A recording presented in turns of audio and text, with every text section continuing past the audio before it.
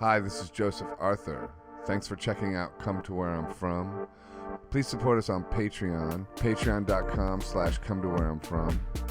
We are an independent podcast, and any contributions you can make are greatly appreciated.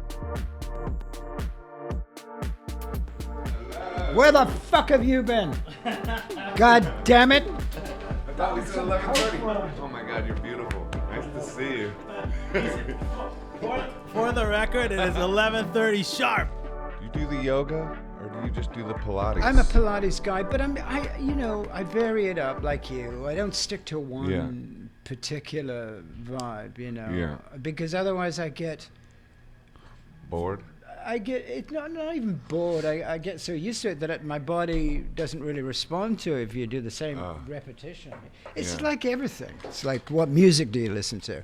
Do you like Led Zeppelin? Do you like Ahu's bass playing or whatever? I mean, you look great. No, thank you. You do. I love your outfit. Thank you so much. Thank you. This is a 1964 Pierre Cardin black velvet suit. Unbelievable. 64. Yeah. So. And you got leather pants on. How can you tell? I don't know. Just noticed. I love it. Man, those boots too. John Lennon boots. No, I'm a fanatic for that style. For style?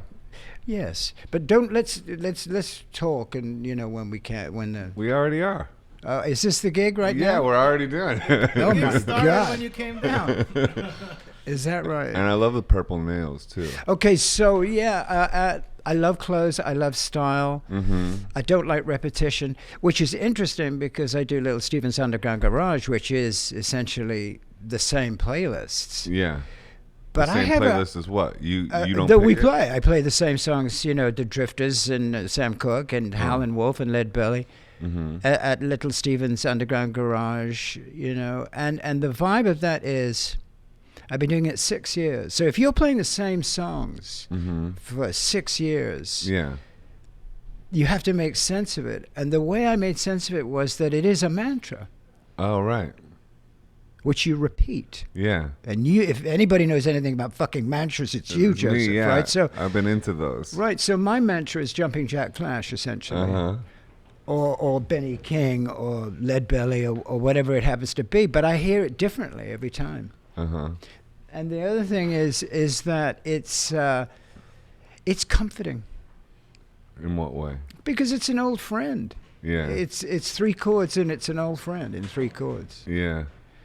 Which is a fascinating thing when you think about it. It's true. I've done a lot of Shakespeare when I was a kid as an actor.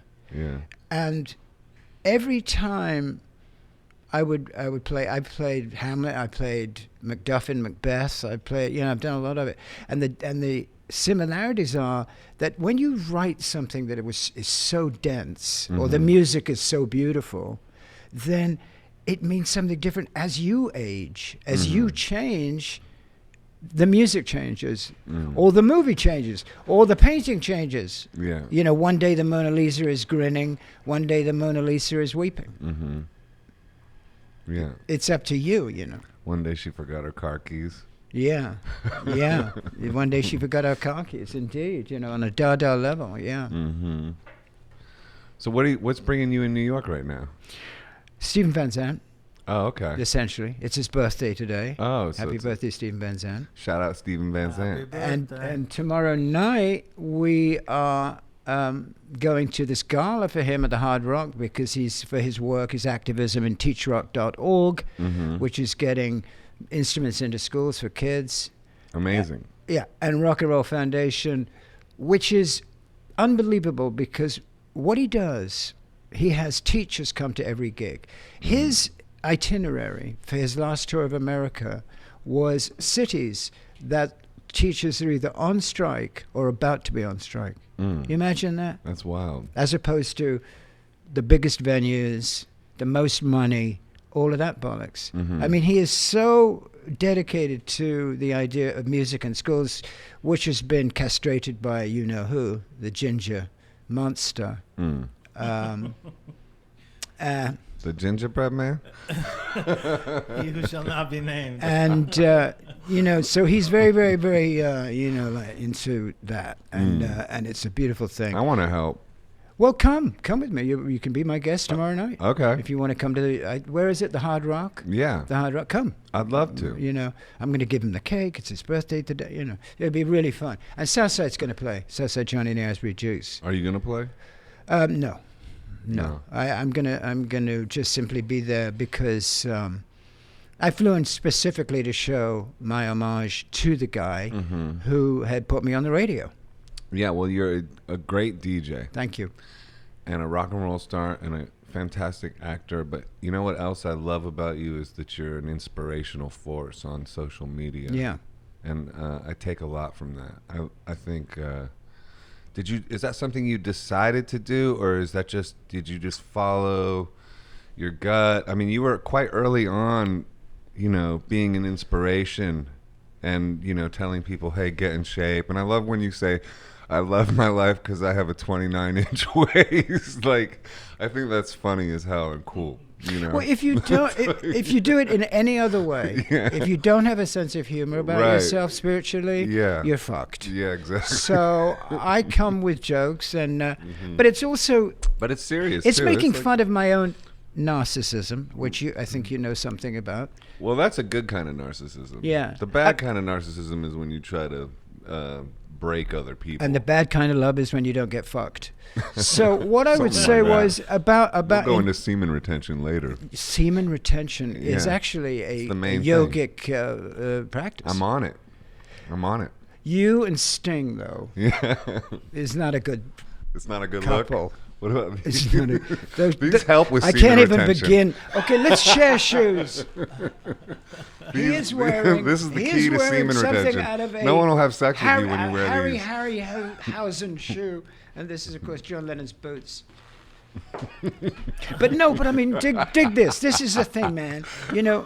On social media, you can either create a persona. Well, everybody does create a persona, or you can have fun with that persona, or you can just be yourself. Now, hopefully, I've become the person that I think I am. And that person is somebody who got sober in 81. So I was a fucking leper in the rock and roll world. In 1981 to get sober, right when cocaine really was 80s, about to make its huge impact. Exactly. So you missed all that. Well, you must have had. Oh, I didn't miss it. It missed me, baby. Right. I mean, I just didn't need it. I'd already done it. Yeah. I'd been a little coke freak. Owned by coke. Ugh, give me a break. Gross. Yeah. What? I mean, but so. The difficulty for me was, dig this, is when I came across somebody fucked up and going, here you go, Mike. Don't call me Mike. Would be my first response because I loathe being called Coke. I go, no, because I don't want to repeat, my experiences when I was 5 years old. You know what I mean? Right. I mean, the repetition, the grinding repetition. Speaking of repetition, I just thought it was so clumsy and uncool. But it was early, so I was a pariah. But I'd married Miss Pamela, and we had our son. So that was the loving thing in my life, was knowing that and having that. And, the 80s were pretty good to me, man. Yeah. What happened? I did Live Aid. Right. And That's incredible. I wrote Obsession. Yeah. Which, to this day, keeps me in a style. That I've become a yeah, and keeps you in the Pierre Cardin and Murdoch, killing people on telly for a living. I mean, it was fantastic. That's Escaping amazing. Death. Yeah. Do you know that, MacGyver? Yeah, I mean every episode, you died, they couldn't find the body, and then you reappear. It's so symbolic, of one's life. It's like the Sherlock Holmes and Moriarty. Yeah, no, it's amazing experience. I used to watch that in Israel when I was a kid. Did you? It was on TV. Yeah. No, all over the world, amazing. Just mentioned that he went to Israel in the 80s. I just got back from Paris, and the Parisians, I go to the flea markets because I'm sure you do too. I love flea markets, and I would go in Paris and I go, Murdoch. Murdoch is in the house, and I thought, wow, This is a show from 30 years ago. Yeah. But Yeah. because television is all over the world all the time, 24/7. Yeah. I mean, I've done 150 hours of American television. Yeah. So if Seinfeld is played in Norway, I get $2. Right. It's in residuals. But it is an amazing thing. That character though has stayed, and I do the reboot. I play the same horrible killer Yeah. in the reboot of the show, which is also pretty spectacular. Do you like being a villain? It comes very naturally to me. Why do you think that is? Cheekbones. Yeah. Yeah, I could see that. Yeah. Yeah, you have a devilish demeanor. Well, it's to the you. well, I look like fucking a bat right now. But the vibe of it is, in America, if you have high cheekbones and you're English, likely as not, you're not going to be the leading man. Really? Yes. No, because you have to be beefy, and you have to be Brad Pitt. Oh, okay. The classic He doesn't have cheekbones? version. If you study his boat race, as they say in England, which rhymes with face. Do you know about Cockney rhyming Of course. slang? Okay. J. Arthur is Cockney rhyming slang for masturbation. No kidding. J. And Arthur Peter- Rank. Do you yeah, know J. why? Arthur- Because J. J. Arthur Arthur Rank, yeah. Rank was a producer of movies. I love well, of course you do. You are J. Arthur. Well, yeah, Peter Gabriel was like going, you're going to get fucked up in the English press with that. You should just embrace it and call yourself J. Arthur. And then when I came out, and I didn't call myself J. Arthur, I called myself Joseph Arthur, but I would just tell English journalists, like, yeah, and nobody even knew that it was like Cockney rhyming slang for masturbation. It's gone. Yeah, It's gone. I mean, all of the great symbology, and remember this, rock and roll language was created in the middle to late 60s by the Stones and by Brian Jones and by, the obvious icons. And they're all British working class for the most part, right? The Faces and so on. And the secret dialogue was Cockney rhyming slang. I'll just tell your viewers, face, boat race. But you would say, you've got a beautiful boat. Bristol City, titty, you've got a lovely pair of Bristols. I love that. Right? So it was rhyming We slang. need to bring that back. And it was created, bring requires- wank back with Joseph. Love your It Bristols. requires a lot of thought. It requires, Well, it just a little requires, bit, it not requires, a lot. I mean, come on. it does require a lot because Sophisticated. It's sophisticated. you've got to learn the language. Yeah. It's cool, though. And you know how it was invented?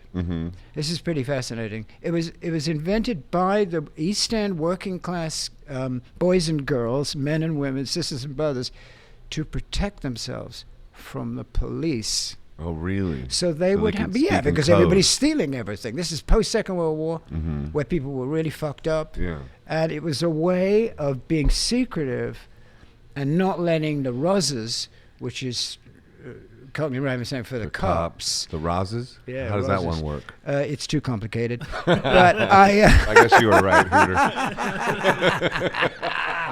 but it's a fascinating vibe, And how is Joseph Arthur? How does that? J. Arthur. J. Arthur Rank. J. Arthur Rank was the producer of British movies.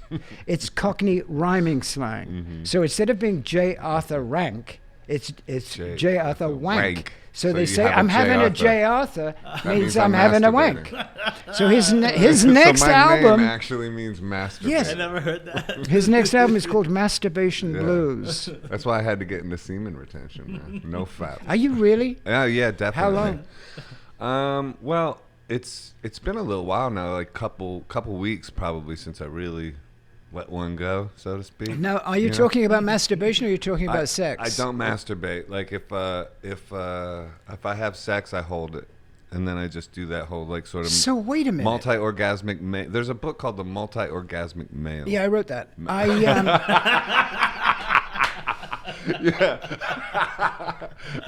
So I'm writing a sequel now. Good. Yeah. I need it. Yeah. I need it. Yeah. But the whole thing about Semen it is sequel, it's called. that energy needs to sort of. What about the girl? Man- If you don't come, how does she feel? She loves it. Because you keep going on and on and on and on, you can, like, and then you just take a break, and then you know, it's like you. Oh get, God! Don't ever tell this in public. Cut this all right. because No, it this killed Sting's career. That's why. No, this is good. It's Every good for wank you people- take. It's good for people to know Every because blank you take. that energy that energy has to express itself. So like Nikola Tesla, he was big into semen retention and all. Look what happened to him, motherfucker. That's true. That's a good point. I mean, Fair Jesus. point. But that energy needs to express itself somewhere. So the idea is that you can create like works of genius, maybe start a podcast, that kind of thing. If you don't let it go. I think you're already a genius without a podcast. Well, Which thank is the you, title sir. of your, somebody's book. I'm a genius without a podcast. My maid Or at has a least a podcast, song. okay? Yeah. J. Arthur? Yeah. You know what I mean? The thing is get monetized, baby. That's, Well, hey, you you're speaking our language. Yeah. By the way, support us on Patreon now. Yeah. Yeah, you're speaking our language. How do we do that? Well, you get sponsors, Miss Pamela, my ex, has got a really lucrative gig, but then again, she wrote the most extraordinary book, and it has an enormous following. I'm with the band Confessions of a Groupie, Yeah. and essentially, and she does all these writing classes. I think you have to go outside of this and talk to people on the road, or maybe get call-ins and stuff like that. That's really effective. Yeah, It also is technically difficult because you have to set it up, but you'll find that if you connect with the audience, literally, you'll find that more people will become involved because I everybody agree. wants to get on it. And we need to go live and stuff. And That's like, right. Do like stuff like Live that. is the way to go because. I agree.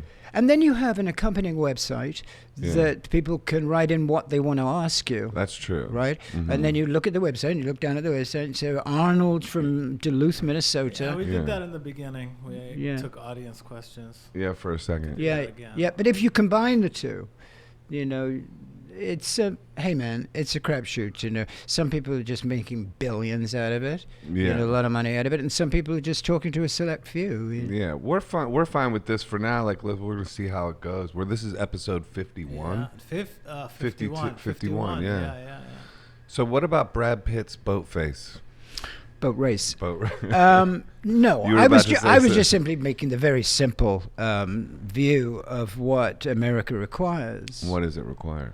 A lot of help Mm-hmm. Yeah. right now, as we all do. Mhm. And I consider myself American. I came here in '74, and I've been here ever since. Where were you born? I was born in Hove, Sussex, in the south of England, and I went to boarding schools at the age of 8. Wow. And stayed there till 16, and I didn't know my mother and father, so I stayed in the schools during the vacation period. Really? Yeah. Wow. And I met my mother Heavy. and father later. Why was when I was that? 30. My father was a Marquis, as am I, an aristocrat.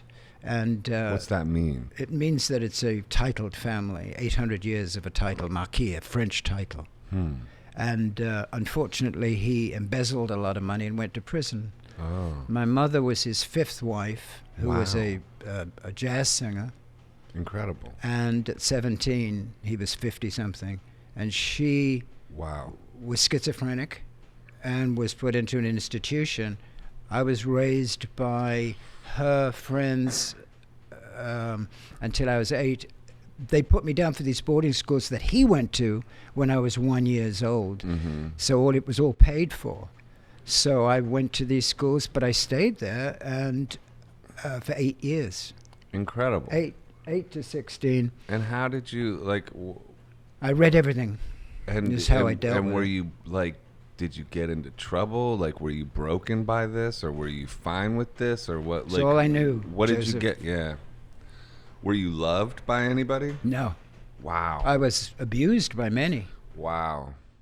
You turned out really good, man. I did. Damn, dude. Congratulations. Thanks. But the Seriously. thing about it was that 'Cause, I mean- you don't miss something. What is normal is what's happening. That's true. So I didn't have the normalcy of the parental vibe. Now, Yeah. later on, of course, my drug addiction and all of that was a result of perhaps that. But I don't really subscribe that to my mistakes. Right. Well, and also you got sober. Well, how old were you when you got sober? Or you don't have to say In it. 1981, I got sober. I was 32, 33, So you whatever. were pretty young still. Like, Well, you know, yeah, but not you in know, rock and roll years then. at 16, I was eating hashish, Right. every day, Mhm. which is so interesting because when I was introduced to, from 8 to 16, I was in boarding schools, which is the most masturbatory, hypocritical, homoerotic institution. Mm-hmm. So when I left there, Was it all male? I was in shock. Yeah. And I go right to drama school with the prettiest girls, the prettiest boys, the talented, brilliant, the arts. Mm-hmm. And I was already obsessed with Sonny Boy Williamson and all of the blues guys like everybody else. But within weeks, I got to Sell With Love.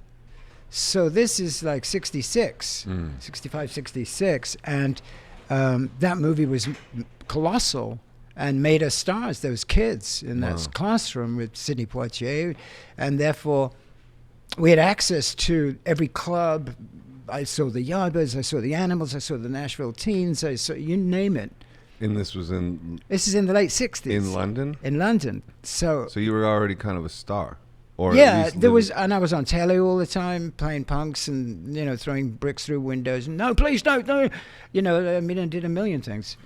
Plays, I did this musical. What happened was it ended up me doing this nude musical in London called The Dirtiest Show in Town. Yeah. And it was produced by Andrew Lloyd Webber and Robert Stigwood. This is incredible. Right? So I'm doing this thing. I'm playing an androgynous rock star. What a shock. Mm-hmm. It's a stretch. Called Rose. And it's nude. We're nude. Totally nude. Totally nude.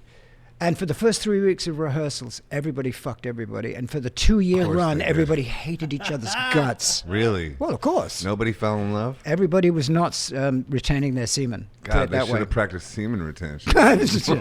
So they didn't, and we In the didn't. contract, I have the stains no to prove fucking. it. Oh, man. L'chaim. L'chaim, man. It's great to see you. So dig it. So there I am. So what happens? Andrew Lloyd Webber comes, sees the show, and he'd just written, you know what? Superstar with Tim Rice, Jesus Christ Superstar. So I end up singing Judas on the demos, and he goes, well, you should be in a band. Yeah. So when Ian someone like that Gillan tells was you. singing, I think he ended up actually singing Judas.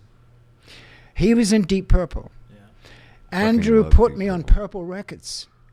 I'm Right. now in Purple. I'm now a rock star with my own limo. And how old is that?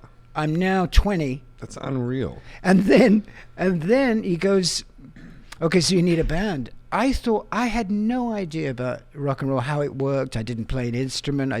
Couldn't write a song. I didn't know anything about it, except I loved the music. I thought a PA was a personal assistant. I had no idea what the fuck. So then we had to get a band. So we put an ad in the Melody Maker, which I'm sure you're very familiar with and Yeah, have of been course. in. Yeah. And I'm sure you have, and you deserve to be in there. And we put this ad in saying wanted erotic musicians. Right. And these youngins showed up, and the first 5 beautiful, skinny, which was really my only criteria, was thinness. Yeah, thinness. Yeah. You love the thinness. Love it. Why do you love thinness so much? Because there's no fat. Yeah. Yeah. So these guys come in, and we play, and what do you want to play? Oh, I don't know. You really got me? And then just burst out of me like a lion. Yeah. And I could sing, Yeah. and I'm a very loud singer, very raspy and soulful and Steve Yeah. Marriott and all of that crap, right? Yeah. Because I loved it. And as an actor, I would act Steve Marriott, Oh, okay. I see. which taught me how to sing. Mm-hmm. So, and then within months, we'd made a record. We were in Japan, Right. all covered in makeup and mime. And this is because I went to Lindsay Kemp and studied mime with Bowie. Yeah. I knew that world backwards and forwards. I was in drama school. Ronnie Wood, Mitch Mitchell was my mate in drama school. You're kidding. And he says one day, he says, look, I've got this black geezer. He's like left-handed, and he's fucking amazing with the wah-wah pedal. He's Yeah. unbelievable. You've got to come see him. Yeah. And I go to the Mucky, and guess who? Hendrix. And there's Jimi Hendrix. My favorite. With 200, me too. Yeah. And there's 200 people in there.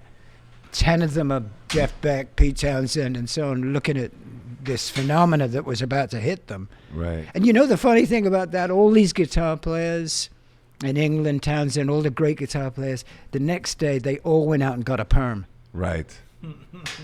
All of them got curls. And it was all from Dylan, really. It wasn't Hendrix? No, it was Jimmy. It was Jimmy? What is that? I don't the know. pipes in the heat. It'll stop. Oh, okay. New York City pipes. Unbelievable. You brought in a percussionist? Yeah.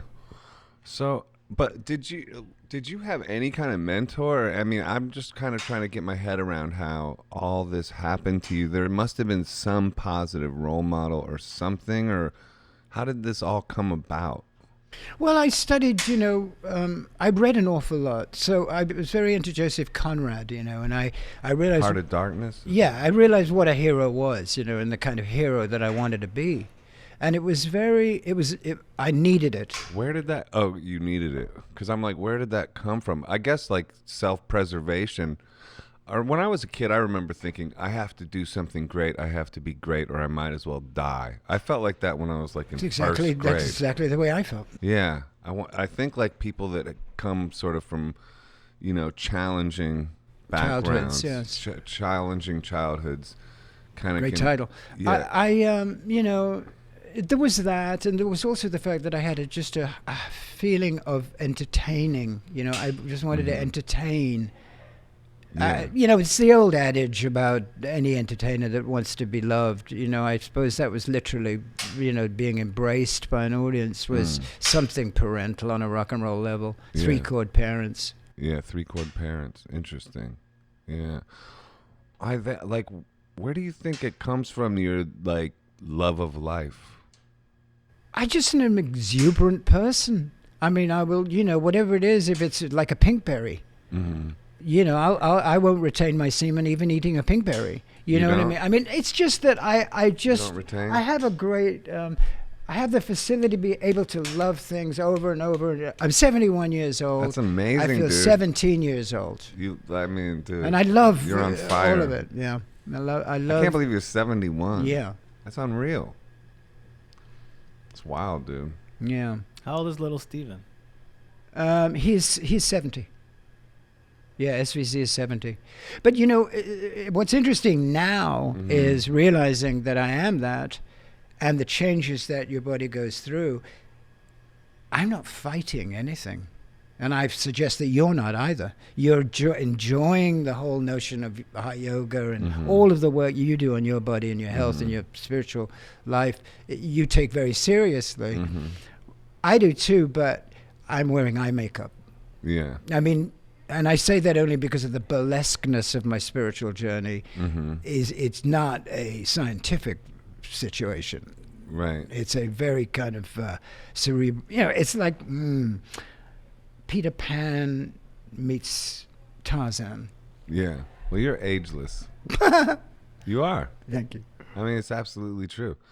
So you're finding yourself, and you're in Japan, and you got the band, and you're acting, and then what happened? You're 20. Well, I moved to, I come to the Whiskey Go-Go with this tiger. I had a tiger. How old were you? Like, what? I just saw that on your social. Yeah. You with that tiger, and you're like, I love that tiger. That was a real tiger? It's a real tiger, yeah. What the fuck, dude? Where did you get You had a tiger? I had a tiger, yeah. And that's what brought you to America? Who gave you the tiger? Well, I'll tell you.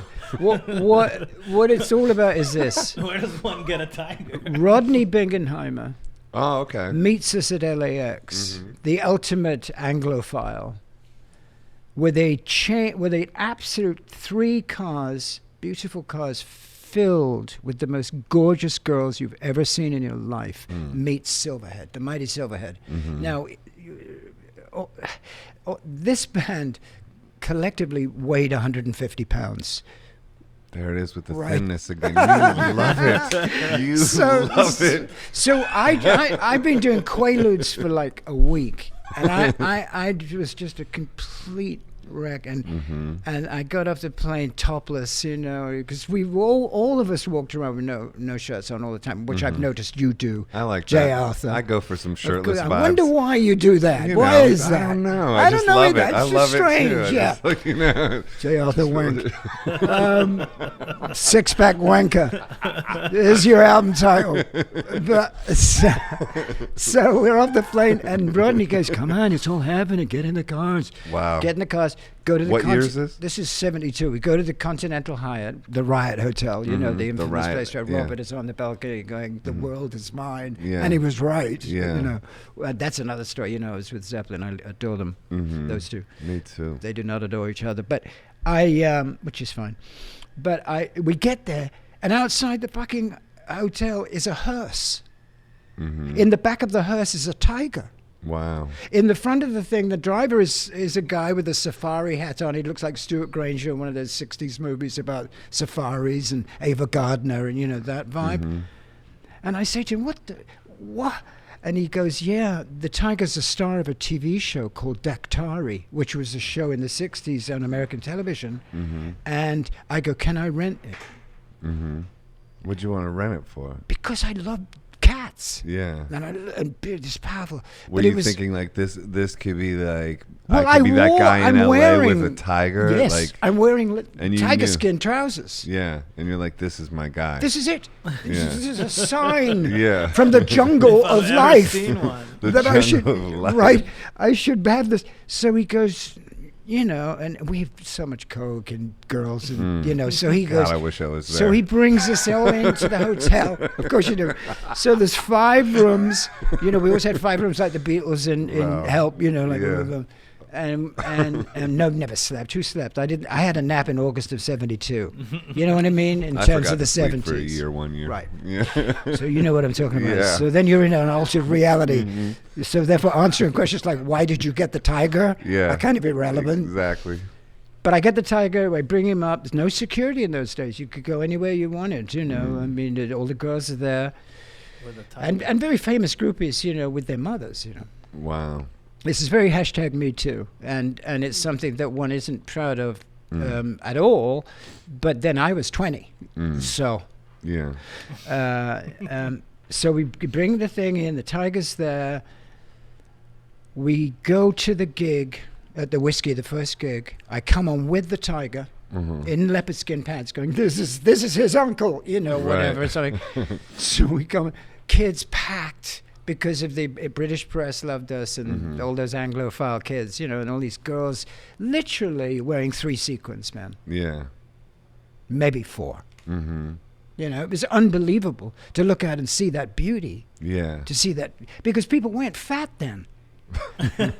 I know you think I'm obsessed about weight. I love it. But the thing is, you know, there wasn't that dreadful food, and you know, it was with all of the poison in it, which you know a lot about. I know you do. Yeah. And the thing is that you know, they were so beautiful, and the tiger comes out. First song, takes a dump, Oh well. shits Nothing's on perfect. stage in the middle of the fucking song. You probably gave him a bump. That's why. Well, that's right. He's so full of coke. No. This tiger was on more drugs than I was. And that's a Right. lot of drugs. Oh, Because okay. to calm them Yeah, down. to calm them Right. down. So I didn't know that till later. Otherwise, I would have asked for some. Yeah. But what's the tiger on? You know, I'll have some of that. But so what it was, girl, beautiful, blonde, California, naked, bouquet. I take the bouquet, I shove it in the shit. Perfect. I thought this was the most dada. It's This so is perfect. this is fucking It's great. This is so Flowers this and ima- tiger I'm shit. freaking out. That's This rock is and roll in a Baudelaire, nutshell. baby. This is Edgar Allan Poe. Paris This is burning. You're right. Paris is burning. You know, you can imagine a big dollop of tiger shit Unreal. with a bouquet of California, you know, flowers. That's life in a I nutshell. stopped for like That's 5. life. Yes, it's like I stopped for 5 minutes, just looking at absorbing, and the band crowds around it. Yeah. Hysterical. Wow. This is in the middle of our first song at the Whisky a Go-Go. Incredible. The stage, the altar. First gig the in America? First gig in America, the Electric Church. Jim Morrison has Dude. stood on this stage, and we've got a pile of shit and a fucking bouquet in it, you know. I mean, and it was not lost on, Glorious. because all of those guys were so amazing, you know. I mean, we're very young, but we'd been through a lot already in England, you know. And we realized that things like that, which don't happen very often, but those moments are really moments that I would say to you, you know, in this wonderful podcast with you guys, you know, I would still be, you know, just totally taken by that moment. I found it so important. Yeah. You know, to realize that mistakes Yeah. is art, really. That's true. Yeah, that's So you're not that's thinking where the magic is. That's where the magic is in the mistakes. That's why I call my new band the Mistakes. You know. Oh, is that right? Yeah. Oh, cool. And we've got these 2 songs out. We're just nominated for Best Cover. We did "Stop in the Name of Love" by the Supremes, by the what is it called? The Independent Music Awards. But I did it at 100 miles an hour. Congrats. Yeah, it's very exciting. And the other side is Crackle and Hiss, which is an homage to vinyl that Stephen put out.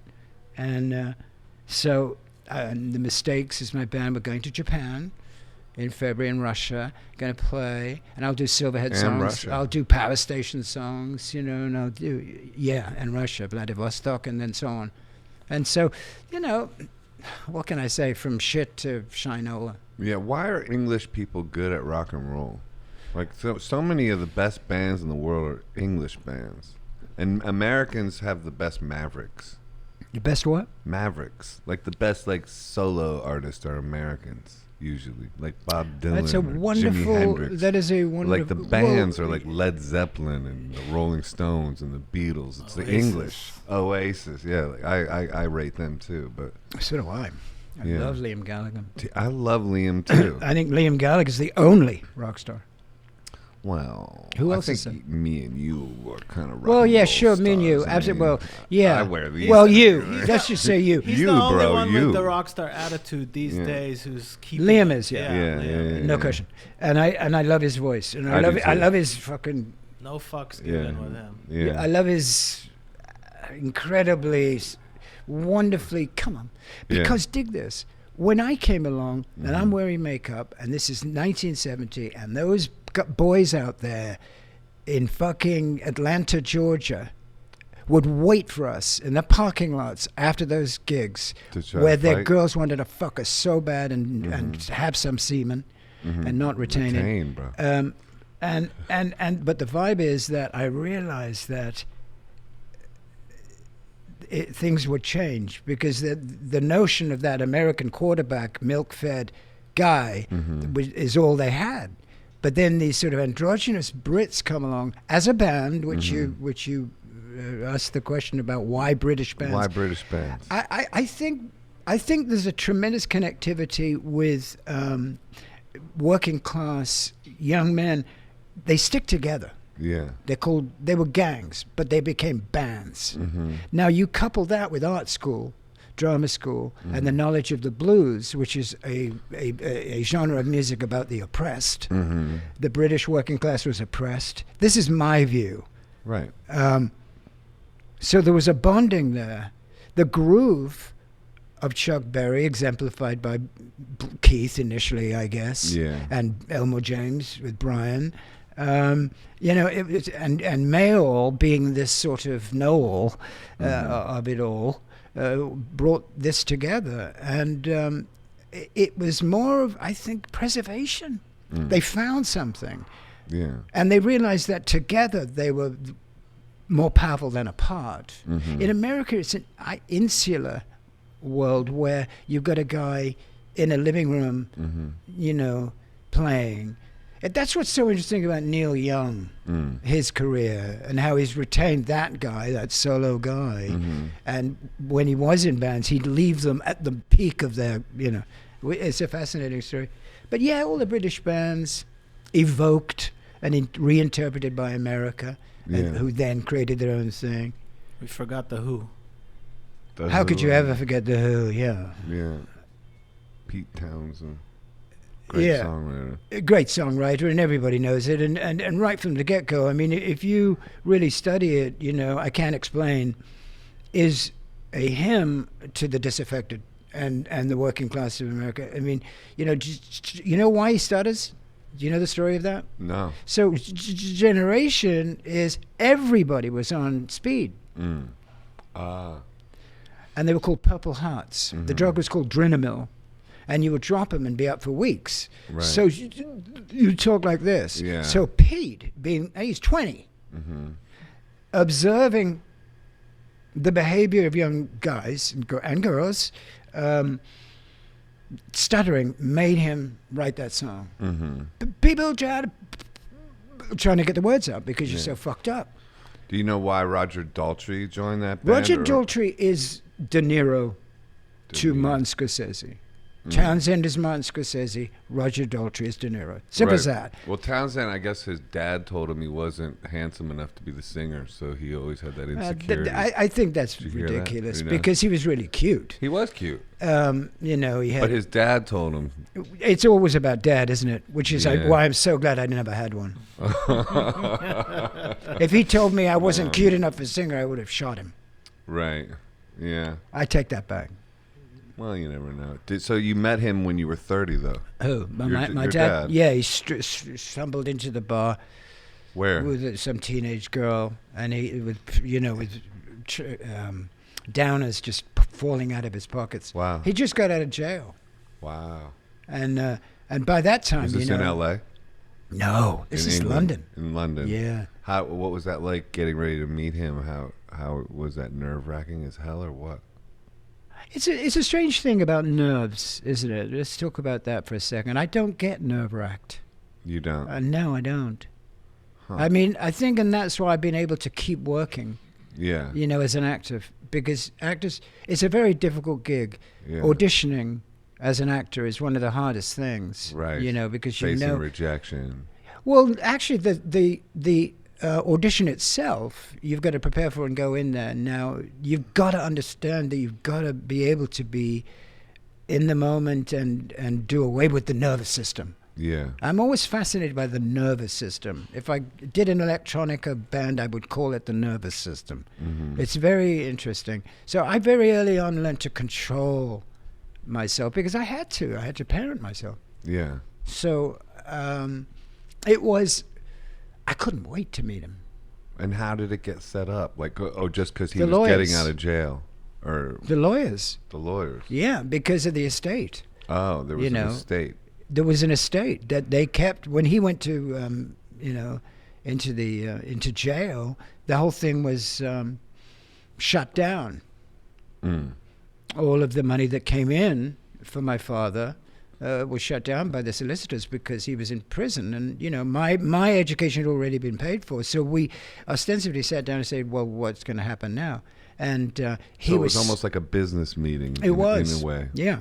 And when you say an estate, like, what does that mean? Like, Means money was coming parking in from lots where? and houses and real Oh, estate. because he owned Yeah, a lot of stuff. Yeah. I get it. So his embezzling was so odd to me that he had this great life, but he was defrauding people left and right. Yeah. And why he did that is one of the great questions of my life. Yeah. Well, And the I- subconscious, you know what it was? like self-destruction. Boredom. Yeah. Bored. Self-destruction. Boredom. Yeah. It wasn't self-destruction. He was so decadent, this guy. As I learned, listen to this. This is fantastic. He told me a story. I only saw him once in this pub where he came in with this teenage girl, and he said, and I said, you know, I have a real problem with narcotics. And he said, let me tell you a story. He told me the story of when he was a young man, he would go to these little warehouses on the Thames where all the Chinese sailors, you know, come, and there were bunks in these little warehouses where they would smoke opium. Mm. And they would smoke this opium, and every now and then in these bunks there'd be a top hat and white silk gloves of an aristocrat, of one of the well-birthed, you know, and my father was there. And that image is why I was a junkie, you know, in many ways. It was so romantic. The way he described it was so sort of decadent and debauched, and I lived that life. What, just smoking opium in bunks? In a bunk. Why is that? Because it had a kind of dream. It was like Oh, opium dens. Opium is a Opium. dream, Yeah. you know, which all the great writers, you know, all of those writers, you know, wrote about. Baudelaire, you know, all of Yeah. that. It's all opiated, fueled stuff, you know. Flowers of evil. Well, of course, Yeah. you know, and who wrote that? Guy de Maupassant wrote that, the French philosopher. But so that I was all into all of that, you know, that world, that philosophy, that beautiful clothes, but fucked up, you know. And then that You was romanticized exemplified, right, and underscored by Keith Richards' debonair decadence, that Yeah. and also the fact that he survived. Yeah. You know, Was your dad aware of the fact that you had been doing all this fantastic No, stuff? not or really. Wasn't he aware of you at all? No, he wasn't aware of He it. didn't follow you on Instagram. No. That's a joke. And my mother, nor was my mother remotely interested in anything.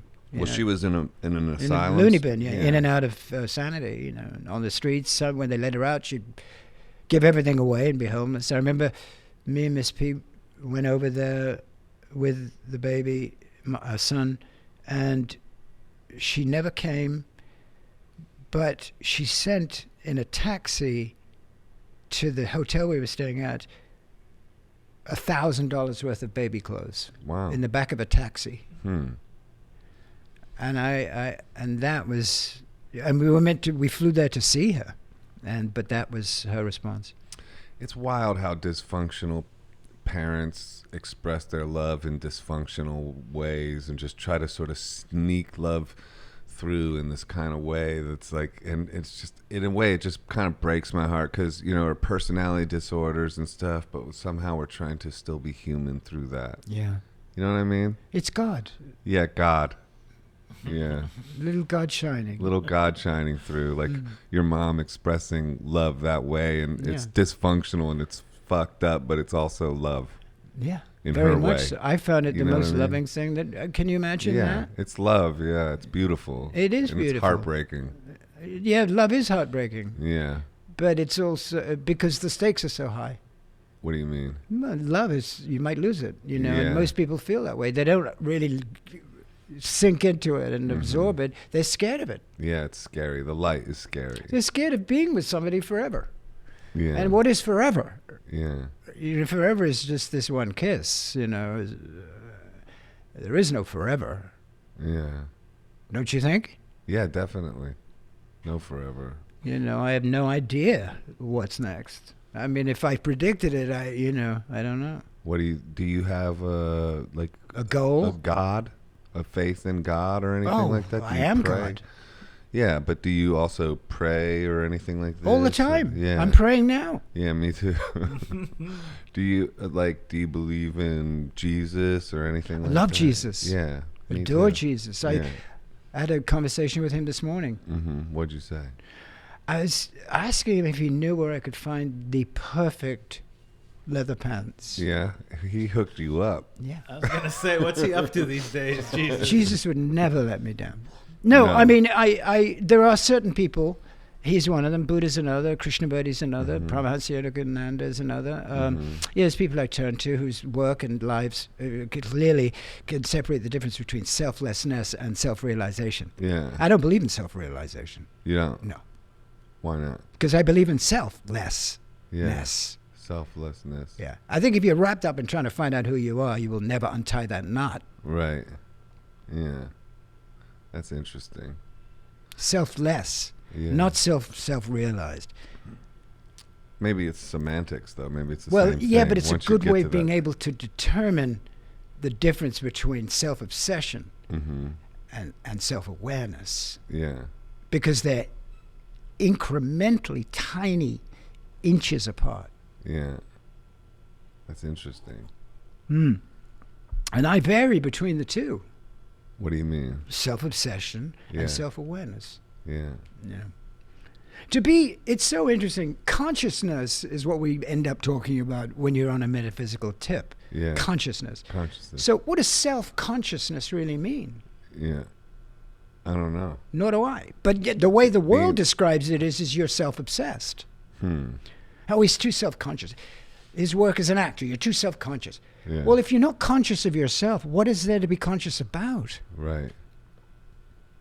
Metacognition. You know that? I do. Yeah. Where you can observe be the witness of your own Well, thoughts. it's Krishnamurti. Yeah. Never judge, observe. Yeah. Observe what's happening in your life. Watch it. Don't judge it. Yeah. It's neither good nor bad. It simply is. Yeah. That's the absolute tonality of Krishnamurti's philosophies. Yeah. Is the observer is the observed. Yeah, I just read somewhere that there's no proof that consciousness is stemming from our minds. Oh, Like the mind is a secondary organ. Yeah. You know what my primal organ is? What? My cock. No, I knew you were my gonna say soul. My soul. Yeah. My cock. Your soul? Yeah, my heart. You know, I mean, the brain is an organ that just works sometimes, Yeah. and for the most part doesn't. Yeah. So for the most part, it's your enemy. You think so? I know so. Yeah. Well, that's why I go to mantras, because the mantras like guide Takes the you brain out of that. in a nice way. Yeah. Do you ever listen to Abraham Hicks? No. Is he a philosopher guy? It's a group of people that Esther something, I don't know. Abraham Hicks, it's like this manifesting person that this lady Esther channels Abraham Hicks, which is actually like a group of people, and she like helps people manifest. But I was just curious if you No, never heard of him. were aware of that. But what I am aware of is that vibe. You know, there's been a lot of writers and people who have. Seth Speaks, for instance, was I think the first superstar of like, Something like that. I Am Seth, and Yeah. the real name is Julian Rosenberg. Right, the same sort of vibe. Right. So all of that's bollocks. You think so? Yeah, because we're all Seth, you know, we're all Julian Rosenberg. You know, Mhm. it's all one big, wonderful potpourri of beauty and love and danger and fear. But you know, I just choose to live a life of love and not fear, and I'd rather, you know, share that because I'm in the position to be able to share it every Yeah. day to 5 million people. Can Right. you imagine that? Yeah. So every show I end with a word. Like I've been using the word this week, intimacy. Uh-huh. Intimacy is broken down into me, you, see. Yeah. Huh. That's interesting. Right? Into me you see. That's intimacy. correct. That's Yeah. called love, right? That is love. So I was People breaking need to that be word brave down. to be intimate. No. No? You don't have to be. No, you. I feel no. like I do. You have to be brave to go out there and fight and do something that's not right. You know, humanistically. Yeah. That takes bravery. He's a brave soldier. Uh-huh. What a horrible place to be. Mm. Where you're in a position where you're fighting for your country. Or, I feel like putting yourself out there takes a certain amount of bravery, though. no shit. I mean, but it's easy if you just know that you believe that what you're doing is worth it. Yeah, or is helping other people. Yeah, of course. Mm-hmm. Of course, of course. Like, listen, I did an interview this morning with some magazine. You mean this is your second interview this morning? Yeah, and the guy says to me, this is how he opens the interview.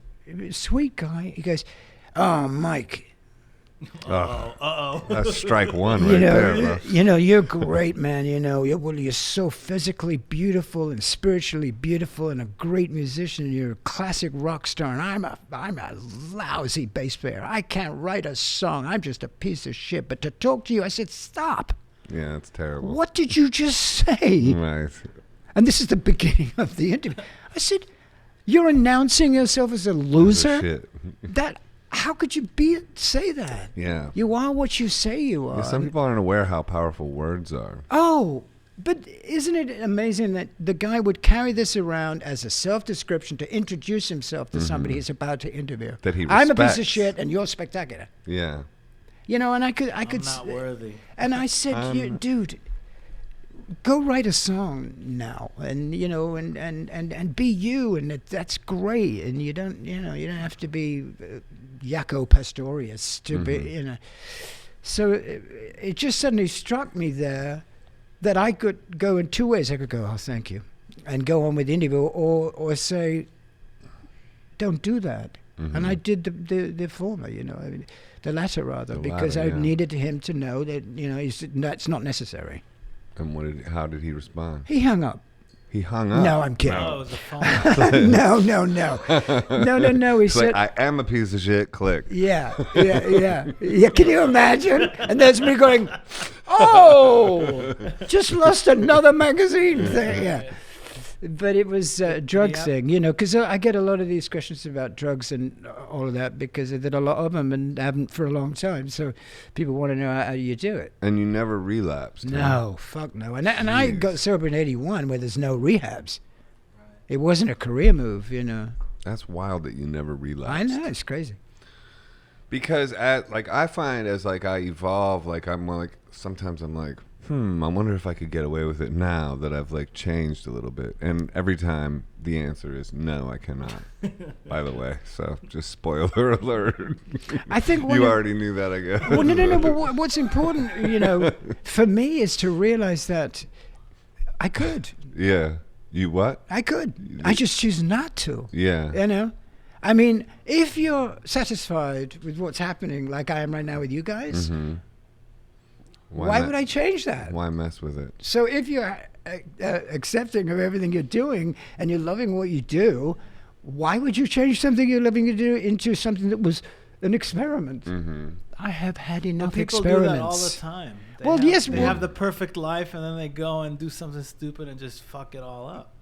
Yeah, that's pretty much a precise description of humanity, and it's got to change. And I think the reasons that we're going through what we're going through right now with the Orange Monster is that now's the time. Now's the time to gird your loins, as they would say in the Bible, and now's the time to be aware of your fellow man and woman and brother and sister, and not. People say, "Oh, I can't watch the news. I just can't do it. It's just too awful." Well, now's the fucking time to watch the news and to vote and to make yourself heard in every way you can in terms of peace and love and respecting your fellow man and woman and every fucking color and every sex. And if you're not on that tip, then hallelujah. Yeah, we're done. Yeah. So the time is now for a spiritual revolution. Don't you think that's happening? Like, don't you think humanity's like? I feel like humanity's like blossoming right now. Well, I with your work and what you're doing as a classic symbolizes on social media that you are talking to people, running along with your camera down here, which is a terrible angle. Yeah. Take notes. I know. But that's okay. You could get one of those Japanese things where you hold it up.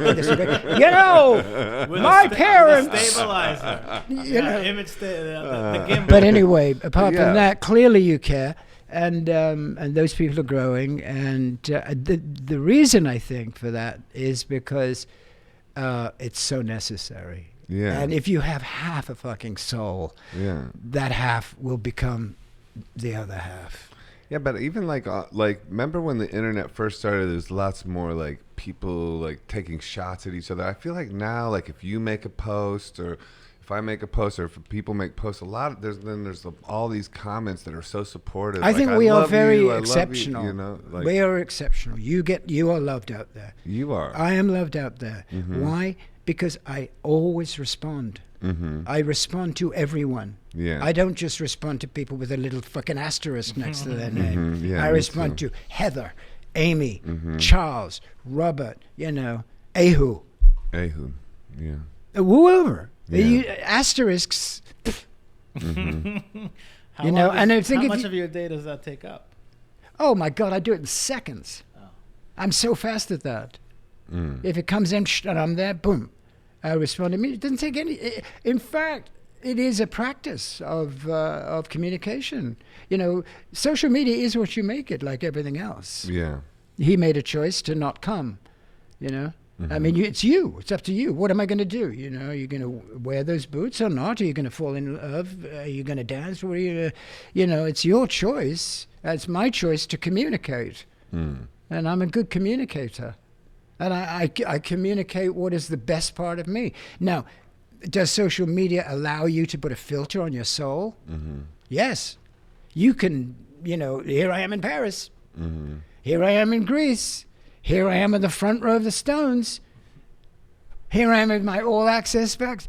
You're creating an image. I despise all of that. But that's my life. I do have an all-access fucking badge. I was in Paris. I do drive a fucking Lamborghini. You know what I mean? So what am I going to do? Not show who I am? Right. And yet, I've got to a point where people don't go, you fucking show off. I got to look up your Instagram account while you guys are talking. Cause he was impressed that I knew you. He was like, how do you know him? I was like, I didn't, It's funny, man. I had lunch with Laurie Majewski, the great DJ on Sirius XM Volume. Brilliant woman, great. She just saw Twigs. Do you know Twigs, the artist? Unbelievable. Yeah. And just incredible artist. And Laurie was just weeping, talking about how great she was, because she was the only journalist to go and see her gig and then talk about it the next day on the radio. And I thought, well, that's commitment. But I'm sitting in the restaurant, and waitresses come up and says, my mother really loves you so much. And then another one is going, that band you were in was this. And I'm thinking, fucking hell, man. I'm sitting in this restaurant, all this is happening, and it's an incredible feeling. It doesn't feed my ego or anything. It just makes me proud. Yeah. Yeah. Of what's gone down, because I'm not Mick Jagger, and I'm not Sting, and I'm not Rod, but I seem to have created some kind of a vibe out there. Man, for sure. It's amazing. It is amazing. Yeah. So you stayed in LA. You had the that from the Tiger on. Did you just decide to stay in LA, or did you go? What happened then? Well, what happened was I came there in '72. I've been married 3 weeks to Wendy, who I alluded to earlier, who's a brilliant writer now and scientist, incredible, 5 kids. But I met Miss Pamela in New York. I met her right here. We did a movie together. Keith Moon had been cast to play a rock star. He jumped out of a window and went missing. The agents and producers needed somebody who was in town. I just got lucky. Silverhead. We were here playing. We had a couple of gigs there and opening for Kiss. And I think, or maybe they were opening for us, actually. Really? Yeah, I remember I'm standing with Thunders and we're smoking Angel Dust. Johnny Thunders? And the drums are going up. And I'm going... Smoking Angel Dust with Johnny Thunders? Yeah. Casually, watching... As one does with Johnny Thunders. No, you got to here and there. What's Angel Dust like? Jesus. Yeah. I didn't know people voluntarily smoked that. Oh, yeah. I always thought that was something that accidentally happened on a joint and made you beat up 20 cops. But the drum kit went up and we're going, this is not is this happening? Johnny. And, yeah. And I met Miss P, and I saw her from behind, and she had like a Betty Grable swimsuit on, that one-piece 40s thing. That's it. Which is what the GTOs used to wear. Just hanging out in a swimsuit. No, she's the star of the movie. Yeah. It was a Warhol movie. Oh, okay. So we were. You were in a Warhol movie? Yeah. Which one? It was cool. I can't remember the fucking name of it. It's amazing. One of the many, and it was directed by Chuck Wine, who just done Jimmy in Hawaii. And she was on the set, and I saw her from behind. I'd been married for 3 weeks to someone else. Unbelievable. And I fell in love with Pamela right there, bang. And because she represented America. Yeah. And I fell in love with America right then. Yeah. With her ass. Yeah, I can understand. And she turns over her shoulder, and I, and I'd been up for 3 days and weighed 19 pounds. You know what I mean? And half of that was platform shoes. So you weighed 8 pounds, basically. I weighed 8 pounds. I had such a difficulty getting clothes. You know what I mean? Clothes for an 8-pound person. Yeah, that's very, tough. very difficult. Yeah, you have to have them tailor-made. Well, we went to an animal. So we went to a pet store, and we got like the trousers mice wear. Yeah, exactly. So we got some mice trousers. So what did you Mouse Trousers? That's a band name right there, Mouse Trousers. Ladies and gentlemen, Mouse Trousers! Thank you! What did you tell the wife then? It was horrible, and it was awful, and it was the worst thing ever. Yeah. Because I was so young, I was so in love with her. We'd been together since we were 16, and we'd been together like 5 years. Now I come to America, and I meet Miss P, and I go... I can't. And what I would do was avoid the phone calls, and then she would call the clubs, and they'd go, and we'd be doing sound check, and they'd go, Michael, for God's sake, and somebody says your wife from England, and I'd back away like some pissant, and I hated it, and eventually went back to England, and had to deal with that, and it was awful. It was the worst thing that ever happened to me. Yeah. And I only recently made amends. This documentary's coming out on me soon. Oh, really? Yes, great. What's that called? Who Do You Want Me to Be? That's awesome. Yeah. That's a good title. I got a picture of the poster. You want to see it? Who directed Josh it? Weinstein, the comedian writer. He created. I like the title. He created a lot of interesting things. Freaks and Geeks, with Judd Apatow. Mm-hmm. But there's a That wonderful. launched a million careers, Freaks and Geeks. Yeah, you want to get a close up? Yeah. Who do you want me to be? Wow, fantastic. It's great. Put it in the camera. There you go. That's it.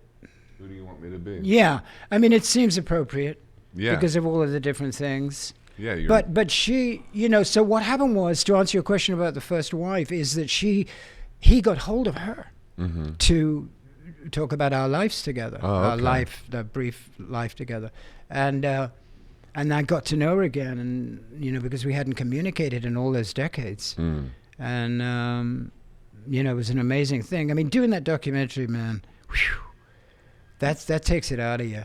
Why? Because it's like a whole look back on your whole Yeah, life. you got to think about yourself and go to, but I never looked at it.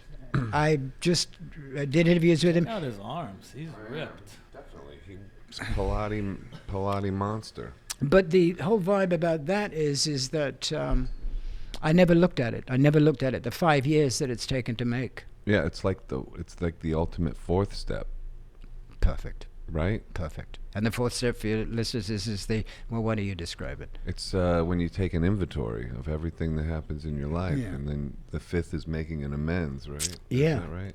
Yeah. Yeah. And so was it like a big fourth step that? No.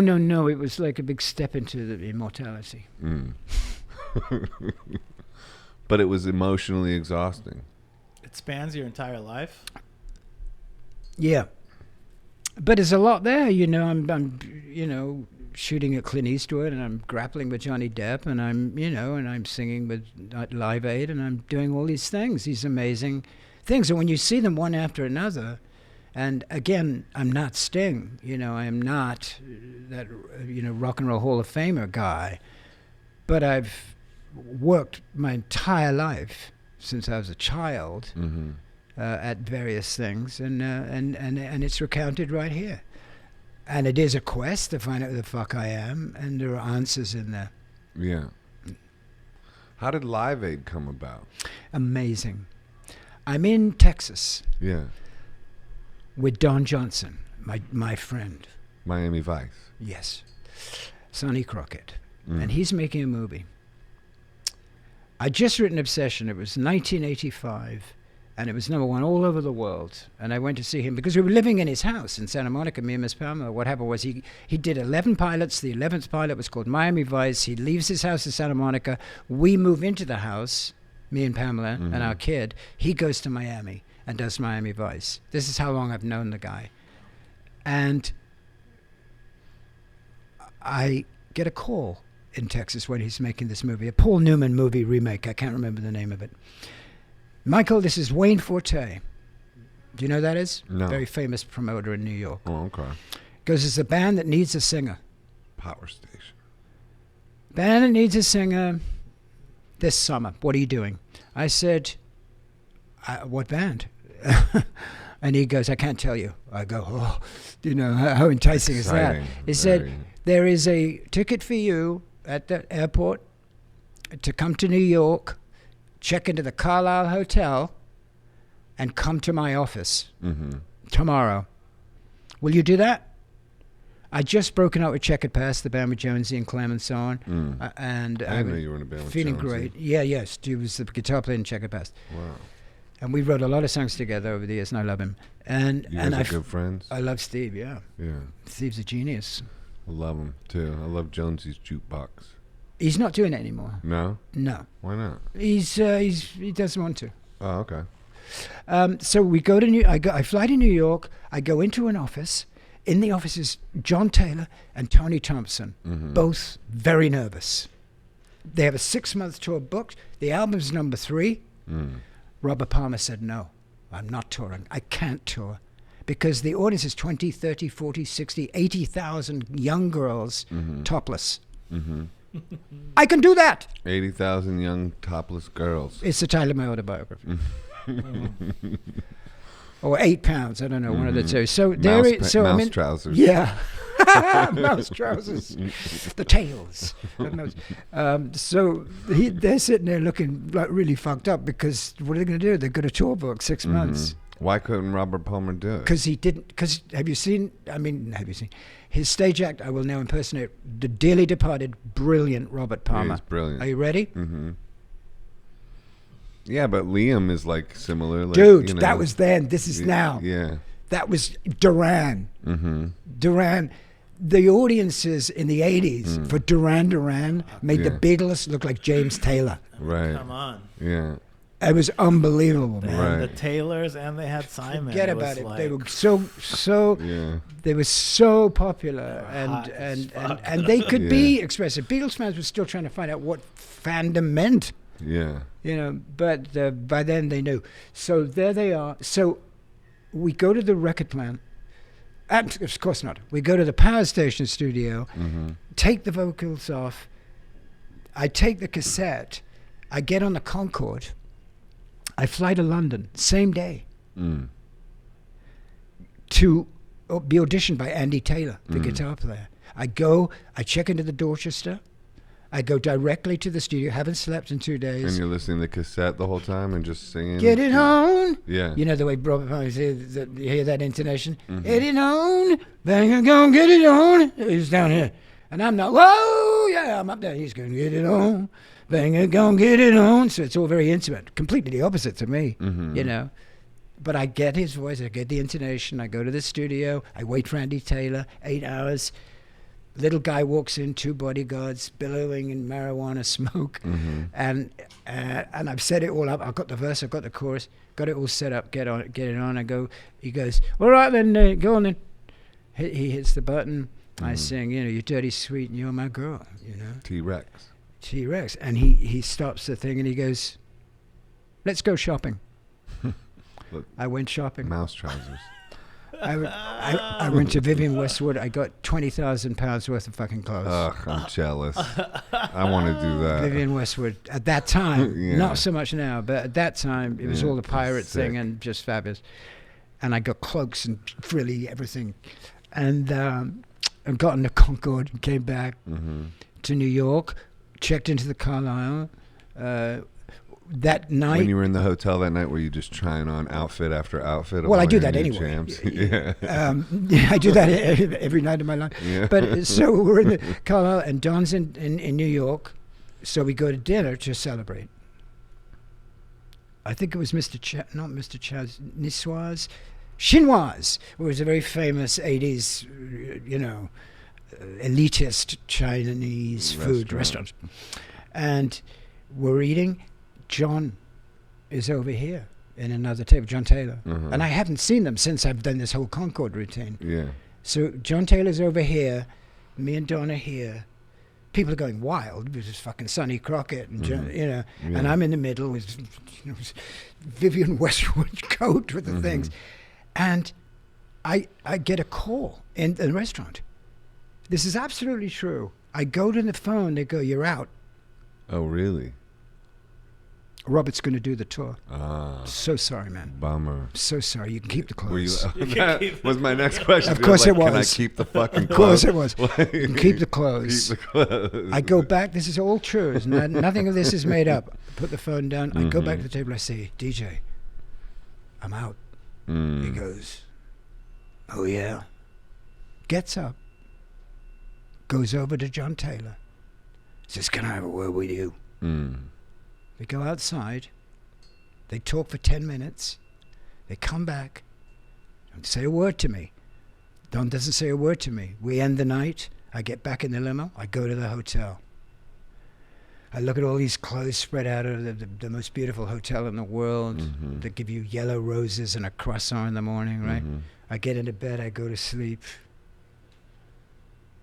8 a.m. Phone rings. You're back in. You're back in, and you can certainly keep the clothes. Yeah.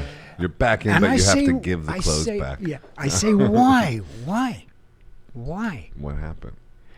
He figured it out, Robert, that because of my stage impersonation and because of the atmosphere, he's Marvin Gaye. You know, he was literally. I knew him for years before this. Vinegar Joe with Elkie Brooks. It was like an I Can See It. It's kind of R&B Delaney Bonnie vibe, you know.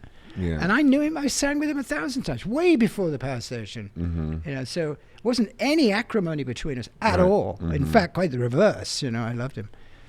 And he didn't want to perform in front of an audience like that. He didn't feel that he could do it justice, or he could go from left to right and right to left and up and down and get them. Let me hear you say yeah, and let me hear it for Andy Taylor. Well, let me hear it for you know. He had his own vibe. Me, I'm a ringmaster. You know, yeah. And but he got a big piece of the merch. And that's how they did it. My manager at the time, Danny Goldberg, figured it out how to do it. Danny Goldberg, he managed me for a second too. Yeah. We're gonna have a podcast with him next month. Yeah, I love him. He's my brother, and I love him. You know, I mean, he's been through a lot too, and we've all been through a lot. But he loves you. You're like part of the family. Oh yeah, I'm godfather of the children. That's right. You know, but and I love them both. I remember when he managed me, like you came up and he was like, "Yeah, that's my best friend." Yeah, I got a lot of good friends, you know, and he's I adore him, and he worked the deal out with Robert's people, and you know, I started rehearsals, and then we were told there's this show at JFK Stadium in Philadelphia, and it's called Live Aid, and Bob Geldof at the Boomtown Rats has put it together, and the artists are as follows: Dylan, the Stones, Tina, not Stones, Mick, Keith, and Mick with Tina, and so on. And that was in a week. I had to learn 30 songs in a week, including their album, and that's all they had. So they did a session. We did my songs, did about 6 or 8 songs that I'd written, and we did Dancing in the Streets, and we did a number of other covers, you know. And we were going to Live Aid, second gig, the biggest gig in history, and it was the second gig for me, and I'd had a week rehearsal. Can you imagine? That's incredible. No nerves. No nerves? None. Did you know the scope of what it was going to be that big or not? Everything is that big to me.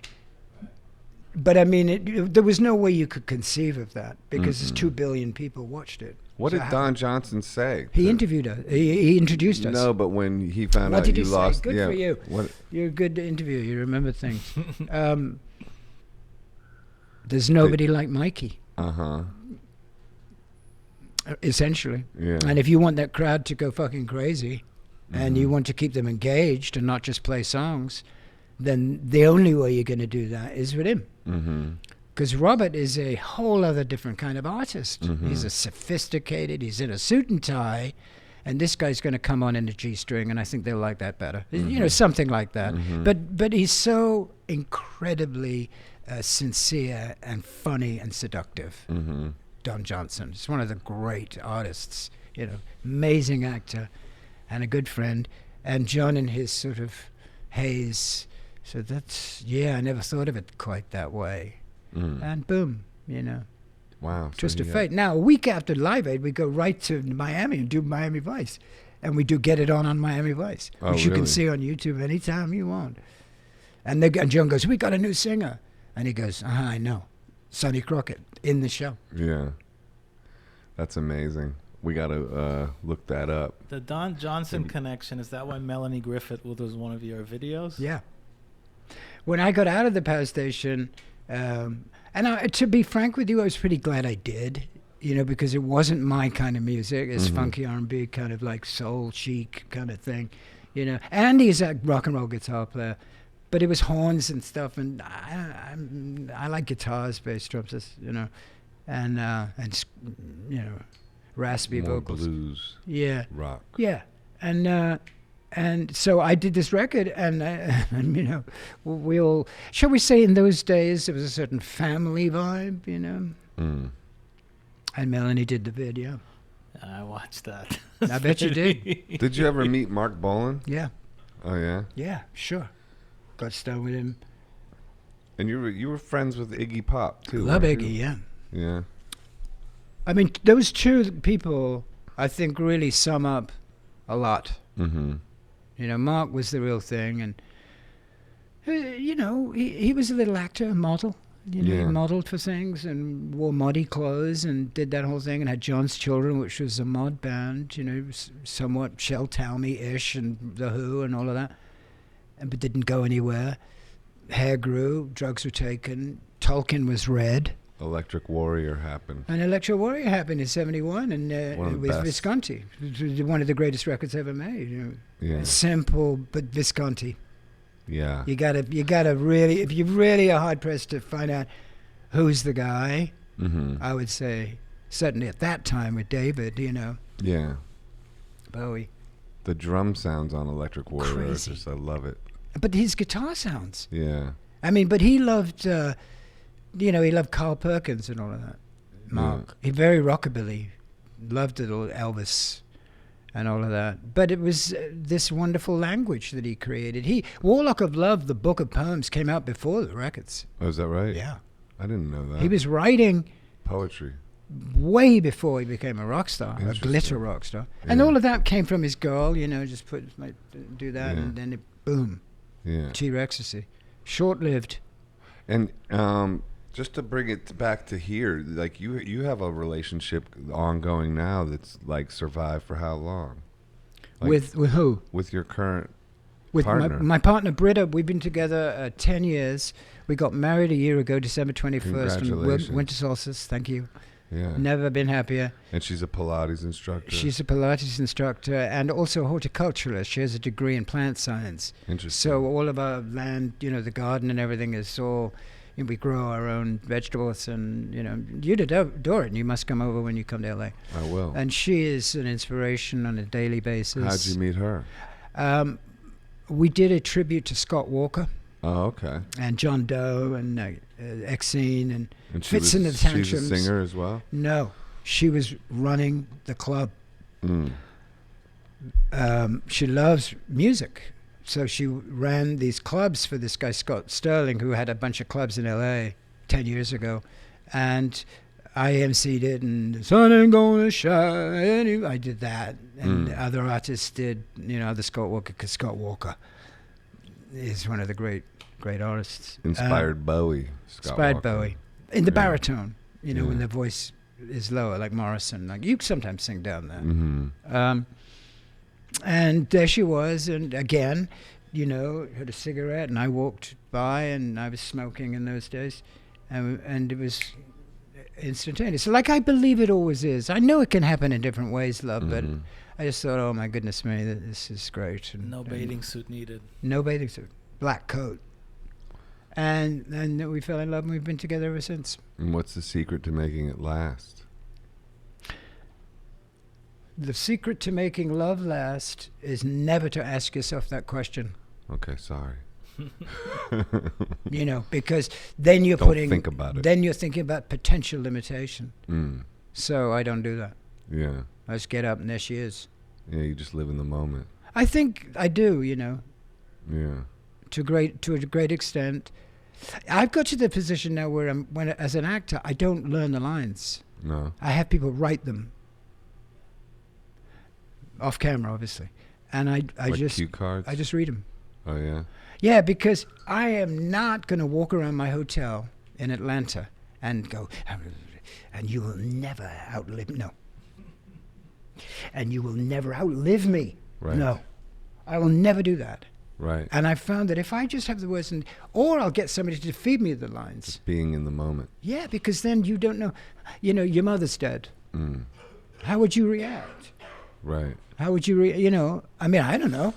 It probably wouldn't be a reaction. Right. You know, you just look at him and be unable to.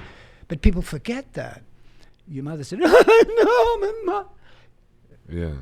There's no reality there, you know. Yeah. So you're thinking about it. So I found if I do that or I get an earpiece or something and they feed it to me and I'll say it. But remember that I do stupid shit.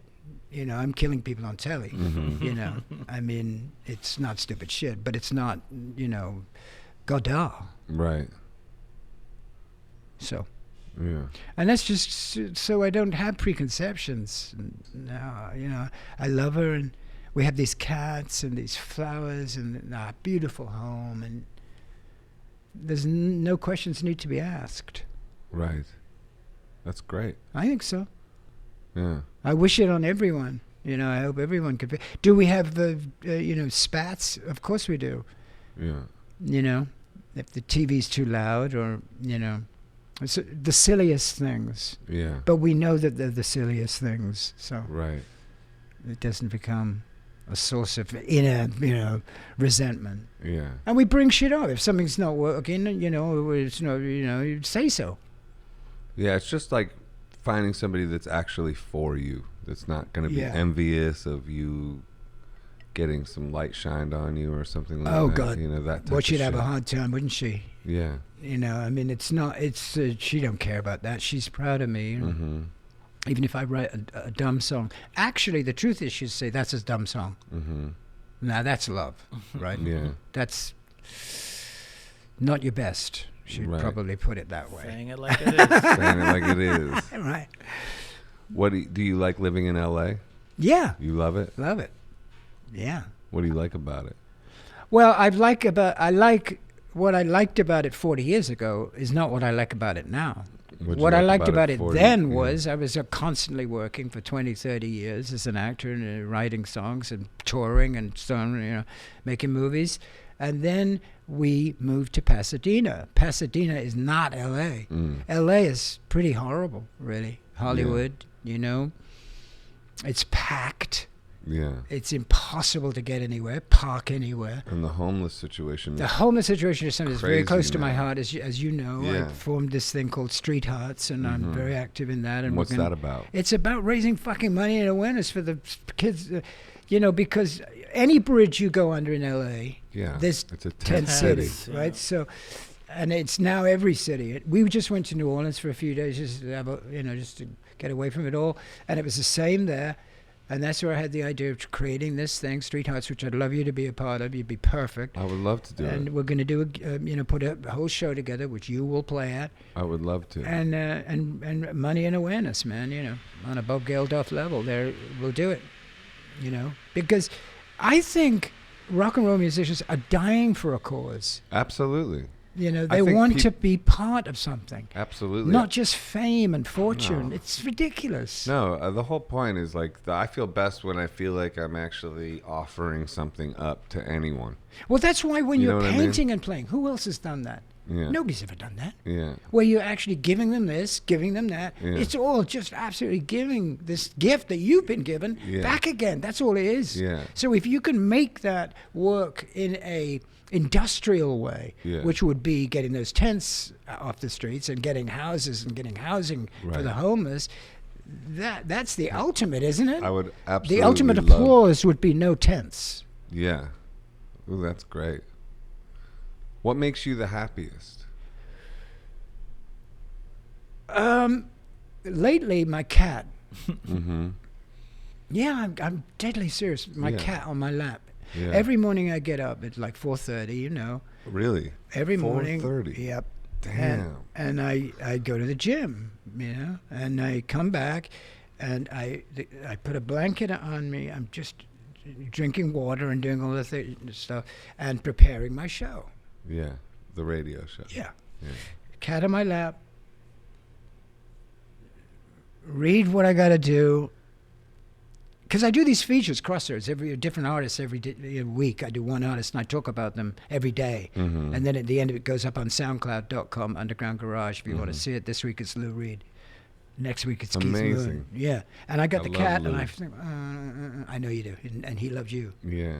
And I think I thought about you while I was doing it. It's on right Oh, now. that's You can cool. listen. You can check it in. I will definitely do over the that. weekend. SoundCloud.com, Underground Garage. Yeah. Michael DeBar.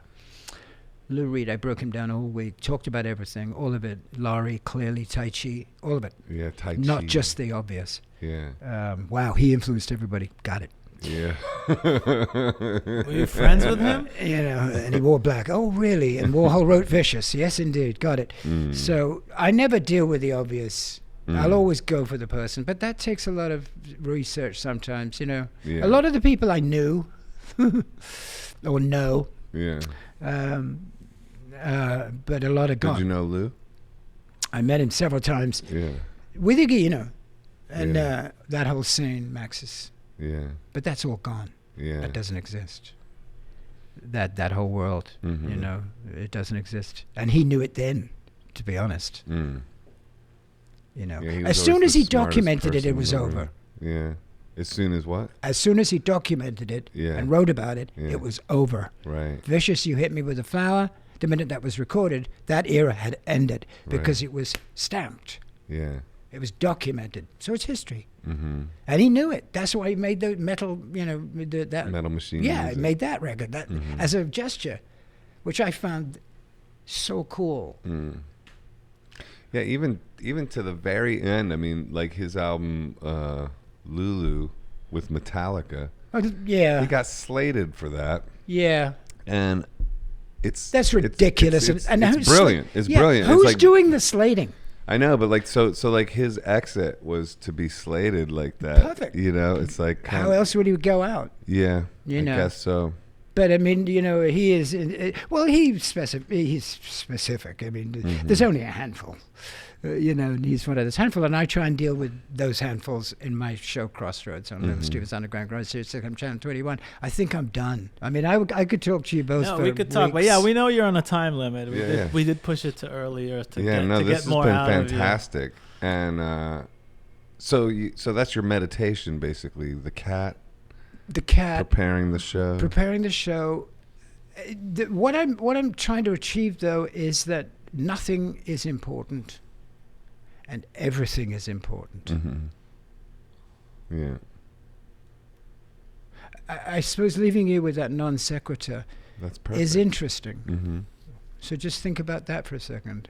Everything is important and nothing is important. And I love you with all my heart. I love you too. Thank you for doing this. Thank you, Michael. You're a great, great person, man. I really appreciate you gracing us. I'm sincere about that. My pleasure. Thank you. All right.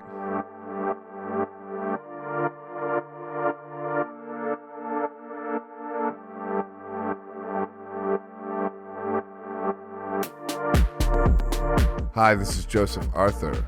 Thanks for checking out Come to Where I'm From. Please support us on Patreon, patreon.com/come to where I'm from.